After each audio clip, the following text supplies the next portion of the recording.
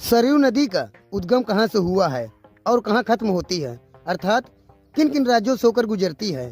Hello दोस्तों, कैसे हो आप लोग। मैं रामसागर निषाद। आज मैं सरयू नदी के बारे में जानकारी बताएंगे, तो देर न करते हुए चलो शुरू करते हैं। Let's start video. जिसे घाघरा नदी भी कहा जाता है, भारत के उत्तर भाग में बहने वाली एक नदी है।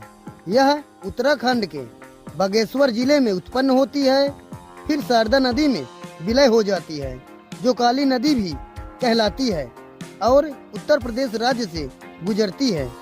शारदा नदी फिर घाघरा नदी में विलय हो जाती है, जिसके निचले भाग को फिर से सरयू नदी के नाम से नदी के इस अंश के किनारे अयोध्या का ऐतिहासिक व तीर्थ स्थल बसा हुआ है।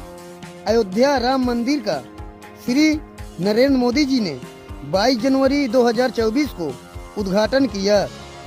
सरयू नदी फिर बिहार राज्य में प्रवेश करती है, जहां के बीच में इसका मिलन गंगा नदी से होता है। सरयू नदी के तट पर कौन सा शहर है? अयोध्या उत्तर प्रदेश में पवित्र सरयू नदी के तट पर स्थित एक शहर है। अयोध्या हिंदू देवताओं भगवान श्री राम का जन्म स्थान है। अयोध्या को सकेत के नाम से भी जाना जाता है। भारत का एक प्राचीन शहर है। इसी पवित्र सरयू नदी में श्री राम जी ने अपना देह को समर्पित कर दिए थे, अर्थात अपने प्राण को इसी सरयू नदी में त्याग दिए थे। सरयू नदी भारतीय राज्य उत्तराखंड के मध्य बहने वाली एक प्रमुख नदी है।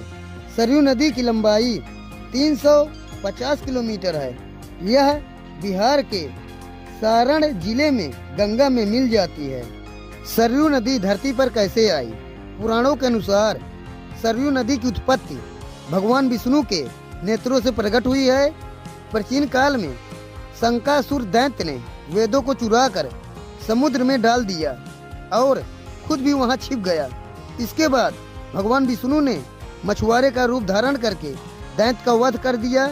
फिर भगवान विष्णु जी ने ब्रह्मा जी को वेद सौंपकर अपना वास्तविक रूप धारण किया।